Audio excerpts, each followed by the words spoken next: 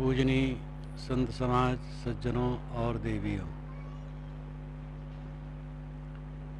एक विषय मैं पहले कहना चाहूँगा। सतगुरु कबीर कबीर पंथ के इष्ट और पूज्य और पूरे मानव समाज के वे श्रद्धेय निराले संत हैं। उनके विषय में विद्वानों ने भ्रम धारणा फैलाई है कि वो एक गृहस्थ थे और स्कूल के पाठशालाओं के पाठ्यक्रम में उनको गृहस्थ लिखते हैं,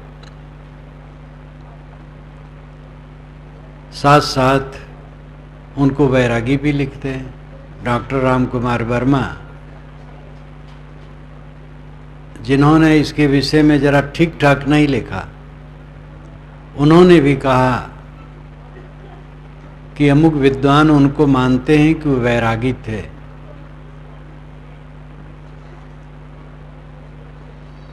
पाठ्यक्रम में ये प्रदूषण फैलता है। वैसे गृहस्थ होना बुरा नहीं, गृहस्थी में रह करके अच्छे अच्छे संत होते हैं। कोई गृहस्थी में हो और फिर उससे ऊपर हो, अनासक्त हो, निष्काम हो, वो संत ही है। लेकिन तथ्य यह है कि कबीर साहब एक विरक्त संत थे।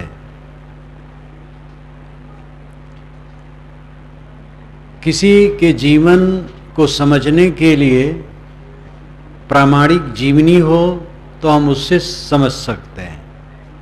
प्रामाणिक जीवनी न हो तो दो आधार हैं, आंतर साक्ष्य और बाह्य साक्ष्य। आंतर साक्ष्य उनकी वाणी होती है और बाह्य साक्ष्य उनकी परंपरा होती है। कबीर साहब के विषय में उनके जीवन काल में कोई प्रामाणिक जीवनी नहीं लिखा, और कबीर साहब ही नहीं, गोस्वामी जी के लिए कौन लिखा? गोस्वामी जी के लिए इतना भ्रम है। कलकत्ता नेशनल लाइब्रेरी में मैंने पढ़ना चाहा, गोस्वामी जी पर लिखना चाहा। संसार के महापुरुषों में महापुरुष, संसार के महापुरुष नाम के ग्रंथ जो मेरा है, उसी क्रम में मैं रखना चाहे गोस्वामी जी को। लेकिन मोटी मोटी पुस्तकें पलटा, उसमें संदेह के अलावा कुछ नहीं। तो भारतीय परंपरा में हमारे संतों ने स्वयं तो लिखा नहीं, दूसरे लोग भी उनके विषय में कुछ लिखे नहीं। ऋषियों मुनियों सब की बात ऐसे है, वे अपने नाम रूप के प्रति उदासीन होते थे।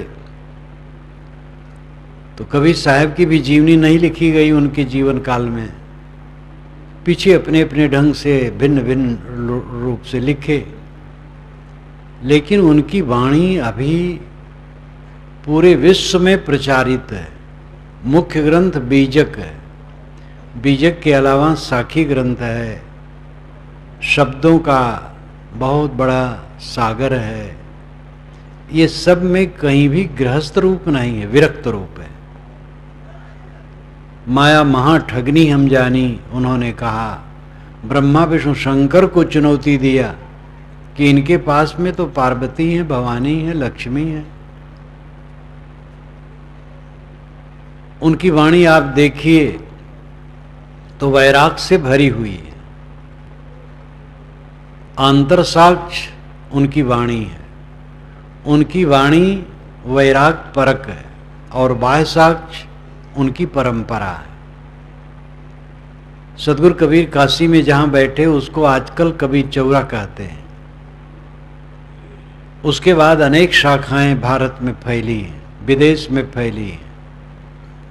कोई कबीरपंथी की परंपरा ये नहीं मानती है कि कबीर साहब गृहस्थ हैं, सभी मानते हैं विरक्त हैं।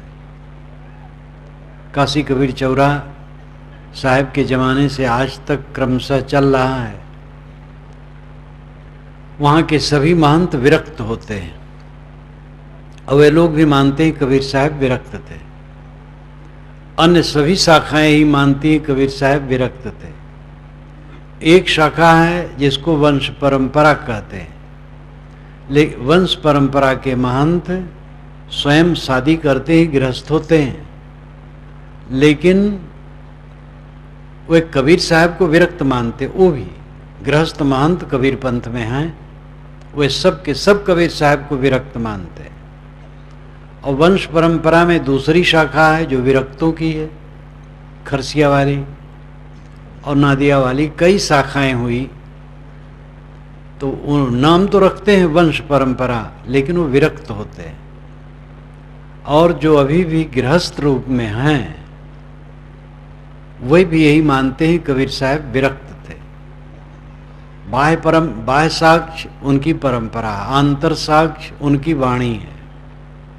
इन दोनों से कबीर साहब विरक्त रूप में हैं। जब मैंने उनका विरक्त स्वरूप लिखा ठीक से, डॉक्टर राम कुमार वर्मा को रजिस्ट्री से भेजा, रजिस्ट्री पत्र, कुछ उत्तर नहीं दिए।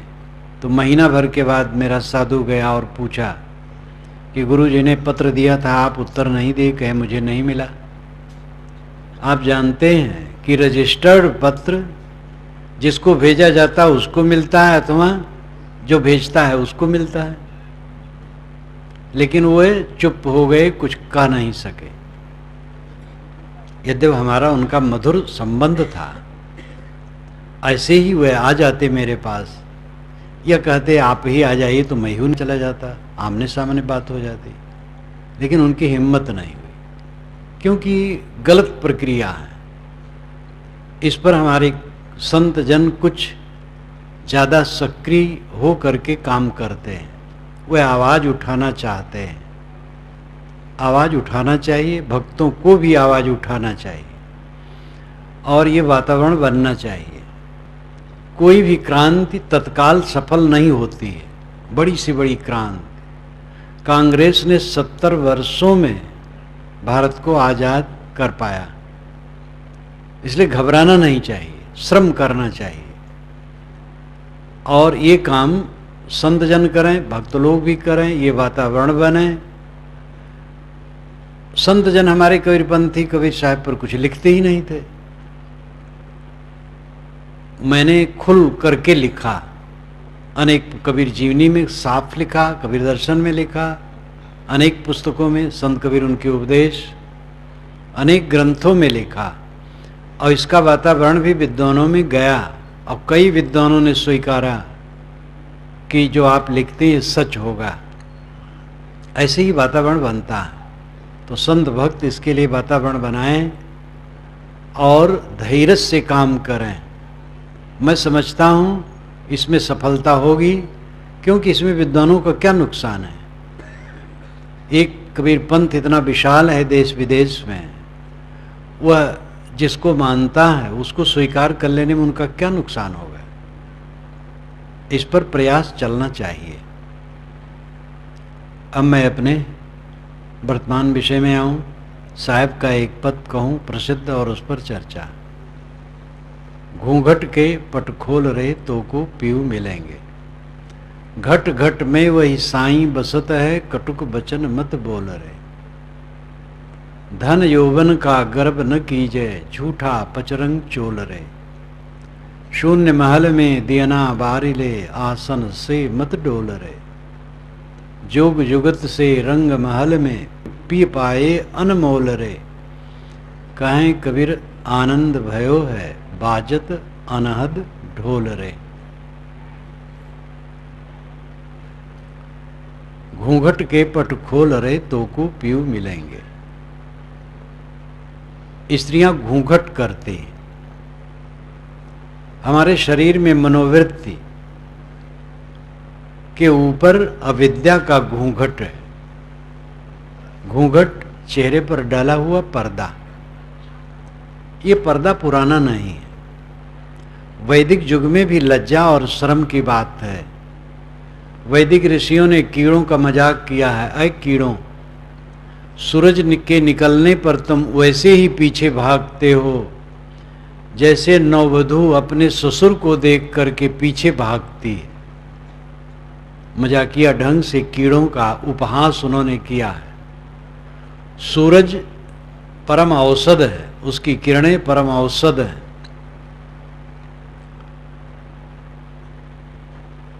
तो इससे ये लगता है कि बहुएं ससुर से लज्जा करती थी, लेकिन घूंघट कहीं नहीं। घूंघट शायद है मुसलमानी जमाने में ये बढ़ा हो। मर्यादा तो थी, लज्जा तो थी।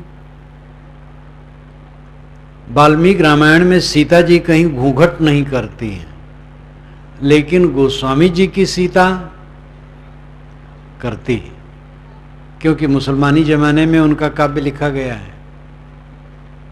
तो काव्यों पर प्रभाव वातावरण का और समय का पड़ता है। यहां घूंघट है अविद्या, मोह, अज्ञान। घूंघट का पट खोल रे तो को पीऊ मिलेंगे। ऐ मनोवृत्ति, सबकी मनोवृत्ति तपित है, पीड़ित है। मनुष्य का मन बड़ा कमजोर, बड़ा कमजोर, हरदम वो पुछ पुछ करता रहता है। खाने को नहीं मिलेगा, साथी लोग बिछुड़ जाएंगे तब क्या होगा, व्यापार रुक जाए तो क्या होगा, नौकरी छूट जाए तो क्या होगा, खेती बिगड़ जाए तो क्या होगा। ये पशु पक्षी कीड़े मकोड़े कहीं कुछ सोचते हैं? न इनकी खेती है, न दुकानदारी है, न नौकरी है, न चाकरी है, न बैंक में खाता है, न शरीर पर कपड़ा है, न घर द्वार है। और सब जानवर खूब खुश खाते पीते नाचते चहचहाते हैं। इस आश्रम में तो अब तो पक्षी, क्योंकि भीड़ बहुत है, पक्षी भी बेचारे चुपचाप रहते होंगे, लेकिन ये भीड़ 4 दिन के बाद प्रातः 3 बजे से ही बोलना शुरू कर देते हैं। ऐसे ऐसे पक्षी रहते हैं, बड़े मधुर स्वर। अब आदमी उठता है तो मालूम होता है जैसे बीमार है। मनुष्य का मन बड़ा दुर्बल है, अपने अविवेक से उसने दुर्बल बनाया है। हर आदमी का मनुष्य तप रहा पीड़ा में, भ्रम में पड़ करके। वो भ्रम है अविद्या से। साहब कहते अविद्या के पट खोल दे, ऐ मनोवृत्ति तेरे को पीऊ मिलेगा। मनोवृत्ति का पीऊ आत्मा है। ये आत्मा ही पीऊ है। आत्मा ही सारे ज्ञान विज्ञान का प्रकाशक है। ईश्वरों का भी ईश्वर, देवों का भी देव, भगवानों का भगवान मनुष्य की आत्मा है। मनुष्य ने ही सारे भगवानों, ईश्वरों और देवों का सृजन किया। हर मत वाले ने अपना अलग अलग ईश्वर बना लिया है, और जो उनके मन में है, जो ईश्वर से कहलाना चाहा है, ईश्वर के मुंह में डाल करके निकाल लिया है। हमारे भगवान ने ऐसा कहा है, हमारे भगवान की किताब में ऐसा लिखा है, हमारे देवता की ये वाणी है। जैसा मन में था अपने देवता के मुंह में डाल दिया और निकाल लिया। तो सारे देवों का सृजन करने वाला मनुष्य का आत्मा है। आत्मा सर्वश्रेष्ठ है। आपका आत्म अस्तित्व सर्वोच्च है। आप अपने को हीन और तुच्छ न मानिए। आप अगर तुच्छ हैं तो महान कौन है? आप में महानता कैसे आ सकती है? अगर आप तुच्छ हैं तो आप महान हैं। आशा, कामना, वासना, तृष्णा से ये जीव पीड़ित है। साहब कहते ऐ मनोवृत्ति, अविद्या का पर्दा हटा दे, तेरे को आत्मा रूपी परमात्मा मिलेगा। किसी ने पूछा महाराज उसका व्यवहारिक स्वरूप क्या है? उन्होंने कहा घट घट में वही साईं बसत है, कटुक वचन मत बोल रे। वह परमात्मा घट घट में बैठा है, इसलिए कटु वचन न बोलना। आप परमात्मा की भक्ति करना चाहते हैं, ऐसे परमात्मा की भक्ति करना चाहते हैं जो कभी देखे नहीं, और जिसको देखते उसको परमात्मा नहीं मानते हैं। ये मनुष्य के दिमाग का लकवा है। वस्तुतः जो ये दिखाई देते हैं ये परमात्मा है। देखो यहाँ परमात्मा का विराट स्वरूप बैठा है, जिसमें देवी और देवता दोनों हैं। आपने कहीं शिव जी का ऐसा चित्र देखा होगा जो आधा स्त्री और आधा पुरुष का है, दाहिनांग पुरुष बायांग स्त्री। ऐसा शिव कभी नहीं हुआ है। वस्तुतः ये समाज शिव है, इसमें आधा स्त्रियां आधा पुरुष हैं। ये दोनों मिला करके शिव है। परमात्मा, अगर सगुण परमात्मा आप दर्शन करना चाहते हैं सगुण परमात्मा के, तो ये प्राणियों का समूह है। घट घट में वही साईं बसत है, कटुक वचन मत बोल रे, कटु वचन मत बोलो। एक वाक्य का आचरण हम कर ले तो हमारा जीवन बदल जाए। आज से कटु वचन बोलना बंद कर दें, घर में आनंद आ जाएगा, समाज में आनंद आ जाएगा। कितने घरों में हैं लोग कटु वचन के बिना वो बोल ही नहीं पाते, हरदम गर्म रहते हैं, और यहां तक कि टट्टी पेशाब की जगह का नाम लेके बात करते हैं। पढ़े लिखे लोगों की भी ये दशा होती है। ये अपना बनाया दुर्भाग्य। ज्ञान की बात कहते सुनते समय बीत जाते हैं, लेकिन अगर आचरण न किया जाए तो जीवन नहीं बदलता है। आचरण करने की जरूरत है। प्रतिज्ञा करें आज से कि कटु वचन नहीं बोलेंगे, जीवन हमारा बदलेगा। वाक्य संयम की बड़ी आवश्यकता है। बिला वजह बोल करके हम वातावरण खराब करते हैं। अहंकार पूर्वक वचन, कटु वचन कभी न बोले। घट घट में वही साईं बसत है, कटुक वचन मत बोल रे। सहस्रीर्षा पूषा सहस्राक्ष सहस्रपाद, सभूमिम विश्वतो वृत्तात् तिष्ठत् दशांगुलम। ये ऋग्वेद के पुरुष सूक्त का मंत्र है। उस विराट पुरुष के हजारों हाथ पैर सिरग्रीवा हैं। वो कौन सा विराट पुरुष है? ये प्राणियों का जो समाज है, ये विराट पुरुष है। साणाचार्य वेदों के भाष्यकारों में सर्वोच्च भाष्यकार माने जाते हैं। ऋग्वेद और अथर्ववेद का भाष्य उनका मिलता है। सामवेद स्वतंत्र वेद नहीं है। ऋग्वेद के मंत्र ही सारे सामवेद में हैं। सामवेद के पास कुल अपना 75 मंत्र है बस, इसलिए शायद उन्होंने उसका भाष्य नहीं किया। यजुर्वेद यज्ञ परक है। यद्यपि कर्मकांडी पंडित थे, लेकिन यजुर्वेद का भाष्य भी उनका नहीं मिलता। बहुत काम के वेद ऋग्वेद और अथर्ववेद है, ये दोनों का भाष्य उनका मिलता है। और उन्होंने इस मंत्र के भाष्य में जो लिखा है, मैंने अपने वेद में उसको लिखा, उद्धृत किया, हिंदी में अनुवाद दे दिया प्रवाह में, और नीचे उनका संस्कृत गद्य दिया। उसका भाव यही है कि ये समाज विराट पुरुष है और विभिन्न व्यक्ति मानो उसके हाथ पैर सिर ग्रीवा। देखो ये भगवान के दर्शन हो रहे हैं, इससे बढ़िया भगवान कहाँ मिलेगा। इसमें भेद ये नहीं किया गया कि किस वर्ग का आदमी है, हिंदू, मुसलमान, ईसाई, यहूदी, ब्राह्मण, शूद्र, ये शब्द की जरूरत नहीं है। मनुष्य मनुष्य, मनुष्य ही नहीं, प्राणी मात्र के प्रति करुणा, स्नेह, प्रेम, श्रद्धा की जरूरत है।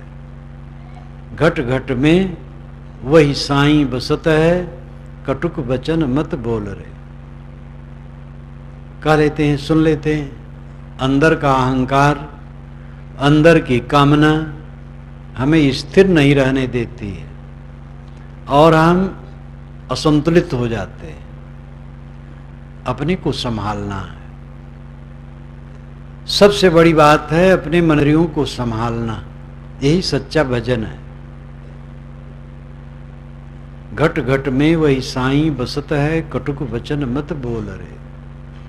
धन यौवन का गर्व न कीजे, झूठा पचरंग चोल रे।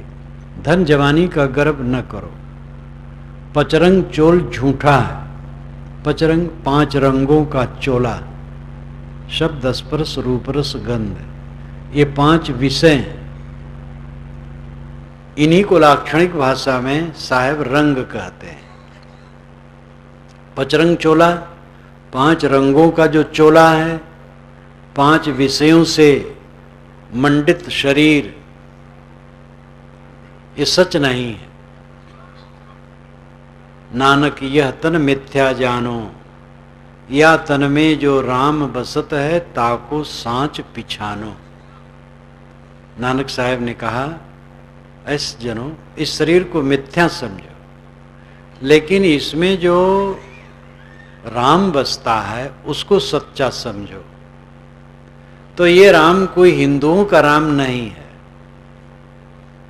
ये मानव प्राणी मात्र का राम है। ये राम अंतरात्मा है, जो श्री राम के अंदर में रहा और दशरथ के अंदर में रहा, रावण के अंदर में रहा, मंथरा के अंदर में रहा, कीड़े पतंगे के अंदर में है। कहीं कबीर ये हरि के बूता, राम रमे ते कुकुरी पूता। राम तो कुकुरी के पूत में भी रमा है। तो साहब कहते हैं, धन यौवन का गर्व न कीजिए, धन जवानी का गर्व न करो। ये 4 दिन की चांदनी फिर खो जाने वाली है। आदमी भ्रमित क्यों है? दुनिया की चमक दमक में, और दुनिया की चमक दमक क्षणिक है। जितने यहाँ बूढ़े बैठे हैं सब जवान थे, लेकिन आज बूढ़े हैं। जो जवान हैं वे भी बूढ़े होकर जीवित रहेंगे। तो हर पदार्थ में, हर निर्मित वस्तु में हरदम रासायनिक प्रक्रिया चलती रहती है। परिवर्तन, रासायनिक प्रक्रिया वह प्रक्रिया है जो किसी भी वस्तु को एक अवस्था से दूसरी अवस्था में निरंतर बदलती रहती। हम नया मकान देखते हैं कि ये नया मकान है, लेकिन वैज्ञानिक दृष्टि से मकान बनते बनते पुराना होना शुरू हो जाता है। उसमें रासायनिक प्रक्रिया चालू हो जाती है, परिवर्तन, सब कुछ परिवर्तनशील है। धन जवानी का गर्व न करो। ये 5 रंगों का चोला झूठा है। इसमें रह करके जो काम करना है वह काम करो। दुनिया की चमक दमक की बुद्धि अविद्या के कारण, अज्ञान के कारण है। अज्ञान जितना निवृत्त होगा, चमक दमक नहीं लगेगी। जवान जितना चमक दमक में उलझता है, बूढ़ा नहीं उलझता है, क्योंकि उसने देख लिया है दुनिया को। अंतर हो जाता है। जवान ज्यादा भ्रम में रहता है, लेकिन विवेक उदय होने पर जवान और बूढ़ा का प्रसंग नहीं रहता है। आदि शंकराचार्य 32 वर्ष की उम्र में सब काम करके शरीर छोड़ दिए थे। वो एक सुनता हूं 8 ही वर्ष में घर छोड़ दिए थे। 8 ही वर्ष की उम्र में विरक्त हो गए थे।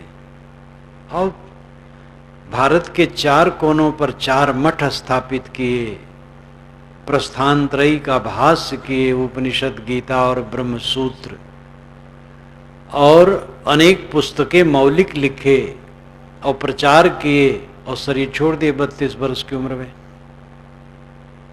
पारक सिद्धांत के परम संत श्री पूर्ण साहेब, परम वैराग्यवान पुरुष, बीजक की टीका उन्होंने लिखी।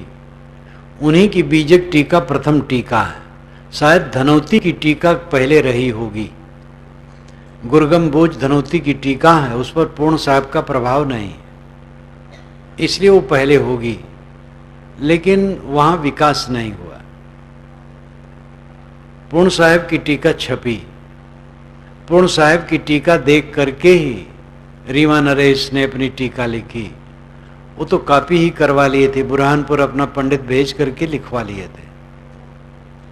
और रीवा नरेश की टीका पहले छपी है, पूर्ण साहिब की टीका तो बहुत दिनों तक पड़ी रही तब छपी, लेकिन लिखी गई है पूर्ण साहिब की टीका पहले। इसके लिए प्रबल प्रमाण है।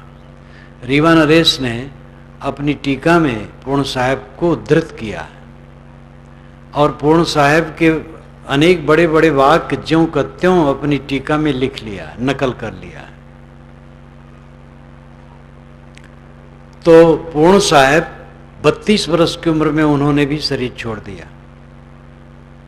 आज प्रत्यक्ष उदाहरण है, थोड़ी थोड़ी उम्र में विरक्त हो जाते हैं लड़के, वैराग्य मार्ग में आ जाते हैं।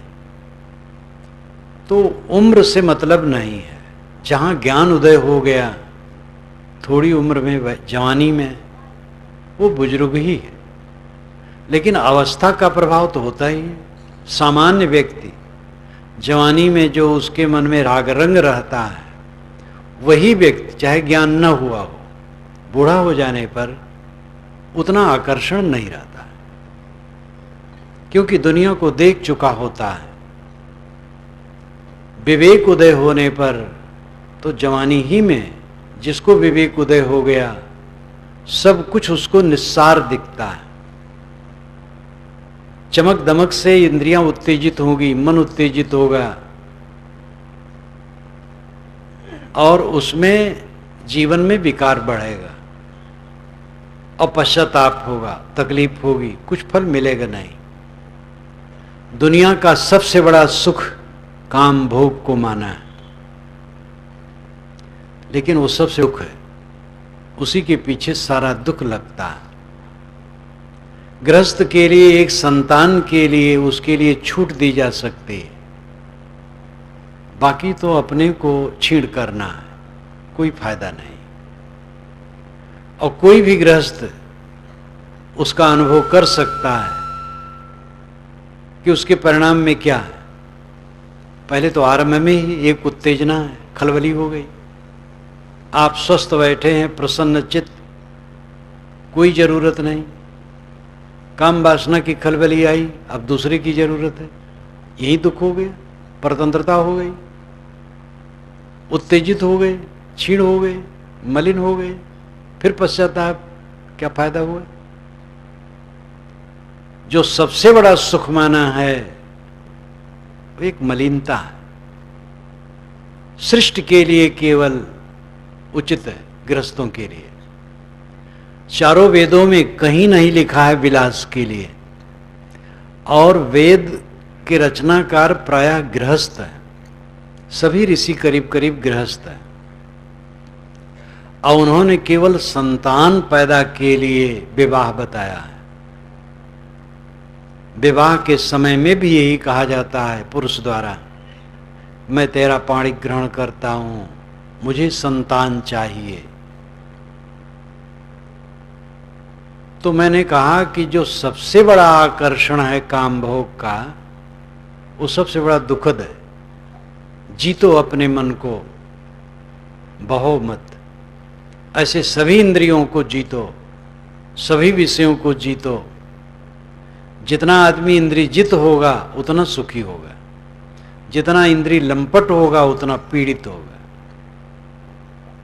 धन यौवन का गर्भ न कीजिए, झूठा पच रंग चोर रे, शून्य महल में देना बारी ले, आसन से मत डोल रे। शून्य महल में दीपक जला लो, आसन से मत डोलो। आसन और आशा ये पाठांतर है, कहीं आशा है कहीं आसन है, दोनों में अर्थ का फर्क नहीं है, दोनों में सकारात्मक है। शून्य महल में देना बार ले, शून्य महल में दीपक जला लो, आसन से मत डोल रे, और इस आसन से इस स्थिति से न डोलो, अथवा आशा से मत डोल रे, दुनिया की आशा में पड़ करके मत भटको। शून्य महल में दीपक जलाना क्या है? चित्त का संकल्प रहित हो जाना, शून्य महल होना है। ध्यान का अंतिम रूप है चित्त वृत्ति का शांत हो जाना। पतंजलि ने कहा है योगश्चित्त वृत्ति निरोधः। योग का अर्थ है चित्त वृत्ति का निरोध हो जाना। चित्त और वृत्ति, चित्त तो मन है और वृत्ति एक प्रक्रिया है। जैसे पानी और लहर, पानी सागर में भरा है और लहर ठोकर से उत्पन्न होती है, चाहे वायु का ठोकर हो चाहे पदार्थ का ठोकर हो।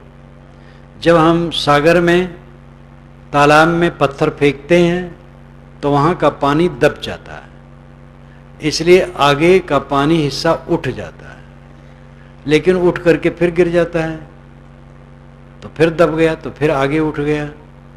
पानी उठता और गिरता है, इसी को हम तरंग कहते हैं। ऐसे एक मन है और एक वृत्ति है। वृत्त नाम घेरा, लपेट। मन है, शांत है, मन तो है लेकिन वृत्त नहीं है, कुछ सोचा नहीं जाता है। वृत्ति जैसे कि आप बैठे हैं, ख्याल आया, सड़क का ख्याल आया, तो सड़क की एक वृत्ति बन गई, लंबा कार, और उसमें नाम आ गया सड़क। नाम और रूप ये दोनों वृत्त में आते हैं। गाय की याद आई तो गाय का रूप आ गया और गाय नाम आ गया। इस प्रकार नाम और रूप वृत्त में आते हैं। जब चित्त वृत्ति शांत हो जाती, नहीं वृत्ति शांत हो जाती तो नाम रूप शांत हो जाते हैं। ये समाधि है, यही सच्चा ध्यान है, यही शून्य महल होना है। कबीर साहब ने सहज समाधि कही। सहज समाधि के दो रूप हैं, एक चित्त वृत्ति का शांत हो जाना और शुद्ध चेतन स्थित हो जाना। चेतन अपने आप में स्थित हो गया। और दूसरा है काम धंधा करता है, व्यवहार करता है, लेकिन मैं कोई मैल नहीं, आत्मज्ञान से भावित है, कोई मैल नहीं। ये भी सहज समाधि, ये व्यवहारिक सहज समाधि है। खाते पीते, उठते बैठते, काम धंधा करते, हर समय सहज समाधि है। इसका मन निर्मल है। लेकिन वो अवस्था आनी चाहिए जब चित्तवृत्ति शांत हो जाए, कुछ न सोचना। ये कल्पना नहीं है, ये मत समझिए कि आदर्श है, ऐसा होता नहीं है, ऐसा होता है। लेकिन इसके लिए वैराग की जरूरत है। वैराग जितना प्रदीप्त होगा ध्यान उतना लगेगा। वैराग का अर्थ घर छोड़ना नहीं है और कपड़ा बदलना नहीं। वैराग का अर्थ है अनासक्ति। जो घर छोड़ दिए हैं और साधु कपड़ा पहने उनको भी, और जो घर में हैं और गृहस्थिक कपड़ा पहनते उनको भी, और स्त्री को भी, पुरुष को भी, सब में वैराग की जरूरत है। सबको संसार छोड़ना है। इसलिए अनासक्ति सबको जरूरी है। अनासक्ति का अभ्यास। जिस संसार को छोड़ना है उस संसार को जब हम मन से छोड़ देते हैं और शरीर से उसकी सेवा करते हैं तो यही कृतार्थ अवस्था है। मन से नहीं छोड़ते हैं तो हम राग द्वेष करते हैं, सेवा भी ठीक से नहीं कर पाते और फिर हमारा नुकसान होता है। अनासक्ति ही वैराग्य है। आसक्ति के कारण चित्त भटकता है। जिसका चित्त अनासक्त है सर्वत्र से, उसका चित्त भटकता नहीं। अनासक्त करना चित्त को, इसमें भी घबराना नहीं चाहिए। झट से अनासक्त नहीं होता है, बहुत मेहनत करना पड़ता है। साधक तो घबरा भी जाता है कि कितनी मेहनत करता हूँ, लेकिन मन में राग आता है, काम मोह आता है, फिसलन आती है। घबराए ना, करता जाए, करता जाए, करता जाए, निश्चित ही सफलता होगी। बाहरी चीज़ों में तो पूरी सफलता की गारंटी नहीं है। व्यापार किया घाटा हो सकता है, खेती की सूखा दाहा पड़ सकता है, कीड़े खा सकते हैं, और भी कामों में असफलता हो सकती है, लेकिन आध्यात्मिक साधना में असफलता की कोई बात नहीं है, क्योंकि इसमें जिसको मारना है वो मन का विकार है, वो कोई स्वतंत्र जीव नहीं कि हमारे ऊपर चढ़ बैठे। वैसे तो लोग कहते हैं भगवान की माया सबको नचा रही है, महाभ्रम है, भगवान की माया सबको नचा रही है। भगवान ईश्वर परमात्मा जो आपको, वो सज्जन है कि दुर्जन है? अगर वो सज्जन है तो माया कैसे वो रखेगा? जो माया अपने पास में रखता है वो सज्जन नहीं हो सकता। माया नाम छल कपट, धोखाधड़ी। अगर ईश्वर धोखाधड़ी करता है लोगों के साथ तो वो सज्जन कहाँ है? फिर उसकी उपासना कैसे?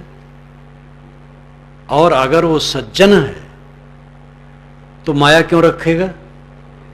एक आदमी कटही कुतिया पाले हो और अपने पड़ोस में सब पर लोहकार देता हो और कटवाता हो तो उसको कोई अच्छा कहेगा?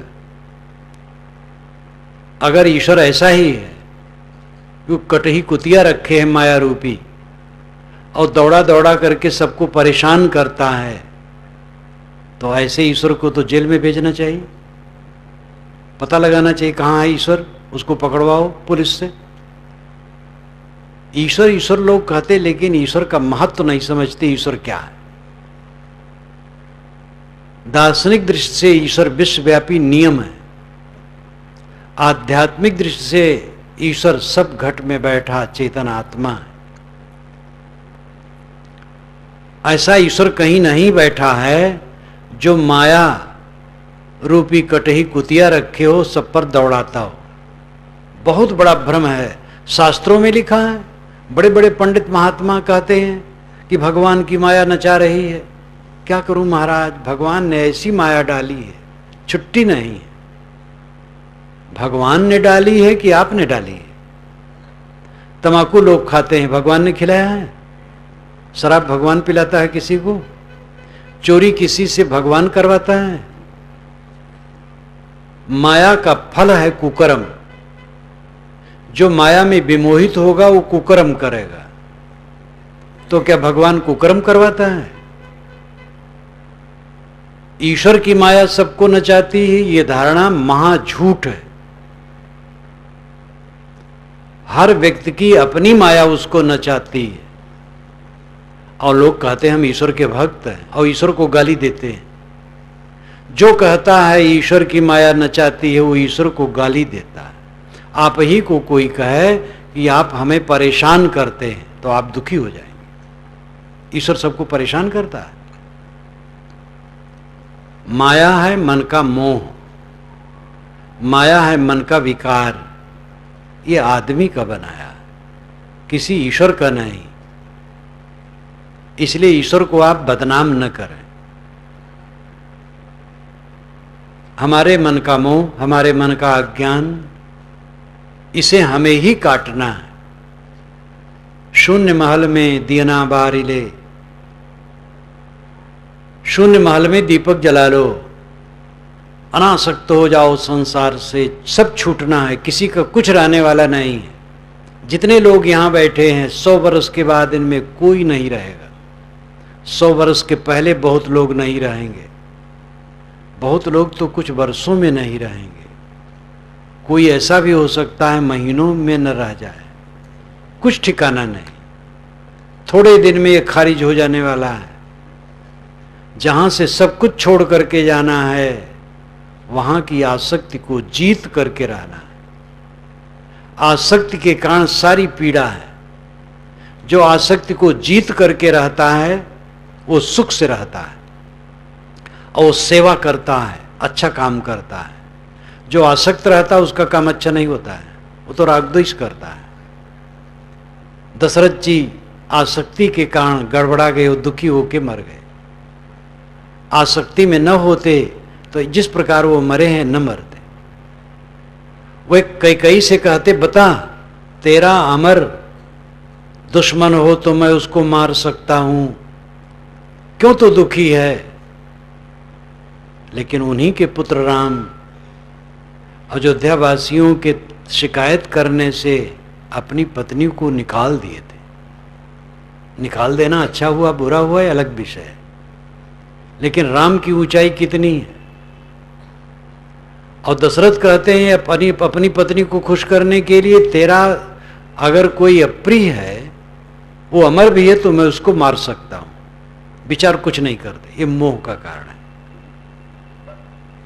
कोई भी बड़ा से बड़ा हो, मोह करेगा फंसेगा। इस धरती आकाश के बीच में क्षमा नाम की कोई चीज नहीं है। इसीलिए हमने ऐसा ईश्वर बनाया है जो क्षमा कर दे, लड्डू थमा दे उसके हाथ में और प्रार्थना कर दे, थोड़ा रो लें तो हमारे पापों को काट दे और हमें मुक्ति का सर्टिफिकेट दे दे। ये भूल भुलैया है।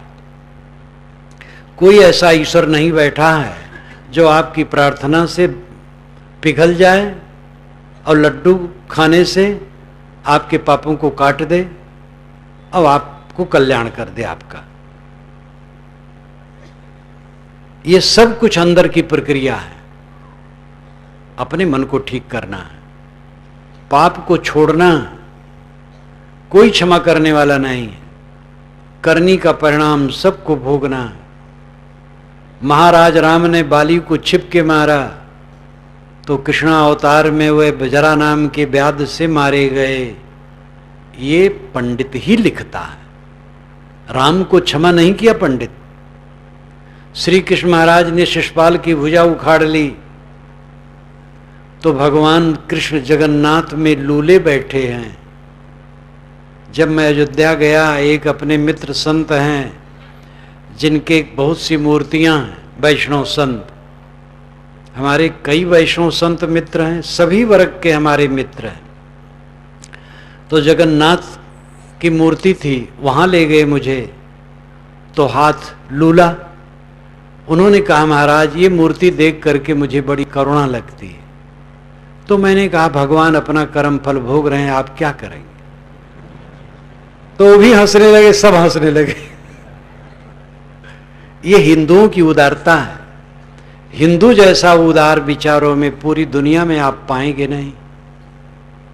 जिसको भगवान करता है उसको भी क्षमा नहीं करता है, उसको भी कहता है कर्म फल भोग पाए। विष्णु ने वृंदा का सतीत्व नष्ट किया तो उसके साप से वे पत्थर बन गए। विष्णु नहीं क्षमा किए गए, आपको क्षमा हो जाएगी। लड्डू चढ़ाएंगे, आपका पाप कट जाएगा। पाप करना छोड़ो, फिर लड्डू जिनको खिलाना हो खिलाओ। मंदिर में भी चढ़ाओगे तो नहीं मूर्ति खाएगी तो पुजारी तो खाएगा ही। लड्डू में चढ़ाने नहीं रोकता हूं, लेकिन पाप करना छोड़ो। आसक्ति पाप की जड़ है। शून्य महल में दिया वार ले, चित्त को निर्विकल्प करके उस समाधि अवस्था में जाओ जहां पूरी प्रशांति है। प्रपंचोपशमम शांतम शिवम अद्वैतम चतुर्थम मन्यन्ते सा आत्मा सविज्ञेय। सारे प्रपंच का उपशमन हो जाने पर, यानी मन शांत हो जाने पर शिवम अद्वैतम अवस्था आती है। शिव मंगलमय, संकल्प शून्य हो गया, आत्मा अपने आप शिव है, कल्याणमय, अद्वैत है, अकेला है, कैवल्य है। ये शून्य महल में दीपक जलाना है। आसन से मत डोल रे, और इस स्थिति से विचलित मत हो। जोग जुगत से रंग महल में पिय पाए अनमोल रे। साधक कहता है योग युक्ति से मैंने रंग महल में अनमोल पीऊ पा गया। कबीर साहब इस शरीर को गंदा भी कहते, रंगमाल भी कहते हैं। तू गंधी को बेड़ो, अय मनुष्य तू गंधी का जहाज, गंदगी का जहाज है। इस शरीर को गंदा कहते, लेकिन रंग महल भी कहते हैं, क्योंकि यहीं से साधना की जाती है। रंग महल में दियना बारी ले, जोग जुगत से रंग महल में पी पाए अनमोल ले। योग युक्ति से साधना द्वारा इस शरीर के अंदर में अनमोल पीयू आत्मा रूपी परमात्मा मिल गया। ये आत्मा ही परमात्मा है। मनोवृत्ति उसकी पत्नी है और आत्मा पति है। मनोवृत्ति हमारी भटकती है परमात्मा को पाने के लिए। साहब कहते अविद्या का पर्दा हटा दो, परमात्मा पहले से प्राप्त है, छुटा है ही नहीं, भ्रम है। गले में कंठा, एक सहेली को गले में कंठा पड़ा था, लेकिन उसने भांग खा लिया था, तो सखियों से कहे मेरे गले का कंठा खो गया। तो किसी ने उसकी साड़ी हटा के कहा अरे कंठा तो तेरे गले में है, तो कहा मिल गया। ऐसे ही हमारा परमात्मा है, खोया भी नहीं है, मिलना भी नहीं, विस्मरण है, स्मरण में आना है, बस भांग का नशा है। ये दुनियादारी भांग, दुनियादारी नशा, देह का, धन का, पद का, प्रतिष्ठा का, जाति का, वर्ण का, साधु महात्मा होने का, मठाधीश होने का, जगत गुरु होने का, आचार्य होने का, महामंडलेश्वर होने का, सरपंच प्रधान होने का, मंत्री होने का, प्रवक्ता होने का, नाम कहाँ तक गिनाया जाए। जितनी औपाधिक वस्तुएं हैं जो आज हैं कल नहीं है, इन्हीं मिथ्या वस्तुओं में चिपक करके हम नशा में डूबे, इसीलिए हमारा परमात्मा विस्मृत है। नशा को दूर करना है, परमात्मा को नहीं खोजना है, केवल नशा दूर करना है। सारा नशा दूर कर दें, सारा अहंकार दूर कर दें, परमात्मा हाजिर हुजूर है। जोग जुगत से रंग महल में पी पाए अनमोल्य, कहें कबीर आनंद भयो है बाजत अनाहद ढोल रे। सदगुरु कबीर कहते हैं आनंद हो गया, ढोल बजने लगा। आनंद तो लोग जब टीवी के पास बैठते तब भी हो जाता है, सिनेमा हॉल में जाते तो भी आनंद आ जाता है, लड़का पैदा हुआ आनंद हो जाता है, थोड़ा मिठाई मिल जाए उसी में आनंद आ जाता है। आनंद के चांस बहुत हैं, लेकिन वो आनंद स्थिर नहीं। बहुत से आनंद के पीछे क्लेश है, बल्कि दुनियादारी चीजों में जहां आनंद मानेंगे क्लेश आना पक्का है, बच नहीं सकते। जो आनंद कभी छूटे ना, वो आनंद हमें चाहिए। वो है आत्मा राम में विश्राम पाने से। जब अनाहत ढोल बजने लगेगा, अनाहत ढोल क्या है? अनाहत नाद। दोनों कानों में उंगली डाल लेते हैं साधक, तब खोपड़ी से आवाज सुनाई देती, उसको अनाहत नाद कहते हैं। ये बहुत स्थूल है, ये अनाहत नहीं है, आहत है। अनाहत नाद का अर्थ होता है बिना चोट खाए उत्पन्न हुआ शब्द। आहत नाम चोट खाया हुआ, अनाहत नाम चोट न खाया हो। नाद शब्द बिना चोट के शब्द होता ही नहीं है, ये वैज्ञानिक तथ्य है। दो वस्तुओं के टकराहट में आवाज होती है। मैं बोल रहा हूं, ओष्ठ दंत तालु कंठ इत्यादि परस्पर टकराते हैं, तब शब्द होता है। इसलिए अनाहत नाद जो हम नसों की झनकार सुनते वो नहीं है। अनाहत नाद का अर्थ है अनुभव। जब मन निर्मल हो जाता है, अनासक्त हो जाता है, साधक आत्म स्थित हो जाता है, तब उसका अनुभव कुछ अलग रहता है। मोही आदमी का अनुभव रहता है पीड़ा, संताप, राग, द्वेष, कलह, जलन। जिसका मन बिल्कुल निर्मल हो गया, निर्मोह हो गया, उसके मन में शीतलता रहती है। ये चांद सूरज, ये पृथ्वी नक्षत्र उसको भिन्न ढंग से दिखाई देते हैं। ये सारा संसार उसको भिन्न ढंग से दिखाई देता है। आज अंत वाली चीज को आदि में देखता है, वो जवानी में बुढ़ापा को देखता है, संयोग में वियोग को देखता है। उसकी दृष्टि ही बिल्कुल भिन्न हो जाती है, इसलिए उसके मन में कोई क्लेश नहीं रहता। का मोह का शोक एकत्तम अनुपश्यत, ये शुक्र यजुर्वेद की 40वें अध्याय के एक मंत्र का आधा अंश है। का मोह का शोक एकत्तम अनुपश्यति, जिसके मन में एकत्व का अनुभव हो गया, कहाँ शोक कहाँ मोह। सुख दुख हानि लाभ संयोग वियोग अनुकूल प्रतिकूल सब में समबुद्धि, उद्वेग शून्य शांत कृतार्थात्मा। जब ऐसी स्थिति आ गई तो मोह कहाँ शोक कहाँ। ये जीवन का फल है, ये आनंद ढोल बजना है। जो शांति का अनुभव है, कैवल्य का अनुभव है, निर्वाण का अनुभव है। तथागत बुद्ध ने निर्वाण और परिनिर्वाण कहा। निर्वाण बुझ जाना, दीपक बुझ गया उसका निर्वाण हो गया, वासना बुझ गई निर्वाण। परिनिर्वाण देह छूट गई। ऐसे ज्ञानी का जब देह छूट गया तो उसको परिनिर्वाण कहते हैं। और जब तक देह में है तब तक निर्वाण।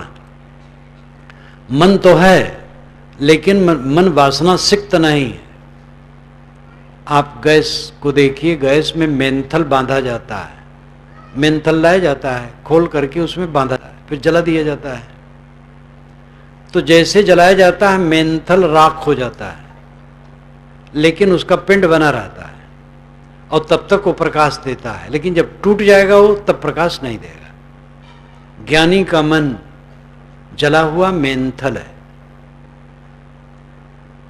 वो ज्ञान वैराग्य से जल गया है, लेकिन शरीर जब तक है तब तक वो प्रकाश देता है, मन काम देता है, लेकिन फिर वो अलग जोड़ने वाला नहीं है। जलाया हुआ मेंथल उस गैस से खोल करके आप दूसरी गैस में नहीं बांध सकते, वो खत्म हो जाएगा। इसी प्रकार ज्ञानी का मन, ज्ञानी का अर्थ है अनासक्त। ज्ञानी का मतलब प्रवक्ता नहीं। ज्ञानी प्रवक्ता हो सकता है और नहीं भी हो सकता है। व्यावहारिक भाषा में ज्ञानी का अर्थ है जानने वाला, आध्यात्मिक भाषा में ज्ञानी का अर्थ है निर्मोह। जो निर्मोह हो गया है उसका मन जले हुए मेंथल की तरह है, लेकिन तक शरीर टूटता नहीं है तब तक वो मन काम करता है। परंतु कृतार्थ आत्मा है। ऐसे पुरुष का जो अनुभव होता है वो बिल्कुल अलग होता है। इसी कीचड़ पानी हल्ला गुल्ला धूल धड़क्का राग द्वेष भरे संसार में वो रहता है और मुक्त रहता है। पहले के जो महापुरुष मुक्त हुए हैं वह इसी हल्ला गुल्ला भरे संसार में रह के मुक्त हुए हैं। पहले जमाने के कोई भी महापुरुष हो, नाम ले लो, देश विदेश में जितने महापुरुष हुए हैं, क्या उनके जमाने में सब कुल दूध का धोया था? बड़े बड़े प्रपंची थे। वेद पढ़ो, बाइबल पढ़ो, कुरान पढ़ो, जिंदा वेस्ता पढ़ो, गुरु ग्रंथ पढ़ो, बीजक पढ़ो, कोई ग्रंथ पढ़ो, सभी ग्रंथों में पढ़ करके आप जान सकते हैं सब समय उत्पाती रहे हैं। इसीलिए उन संतों ने रास्ता दिखाया है। आज भी इसी प्रकार है। आप चाहें तो अपना उद्धार कर सकते हैं इसी संसार में रह करके। जबकि लोग शिकायत करते आज जमाना बहुत खराब है, आज जमाना बहुत अच्छा है, हम जी रहे हैं, इसी में साधना करना है, आज बुरा कैसे है? अगर हम अपने को ठीक कर लें हमें सब अच्छा अच्छा दिखेगा। अनहद ढोल बजना आत्मा अनुभव है और इसी में सदा आनंद है। सदगुरु का एक छोटा पद है, घूंघट के पट खोल रे तो को पीऊ मिलेंगे, घट घट में वही साईं बसत है, कटुक वचन मत बोल रे, धन यौवन का गर्भ न कीजे, झूठा पचरंग चोर रे, शून्य महल में देना वार ले, आशा से मत डोल रे, जोग जुगत से रंग महल में पी पाए अनमोल रे, कहें कबीर आनंद भयो है, बाजत अनहद ढोल रे।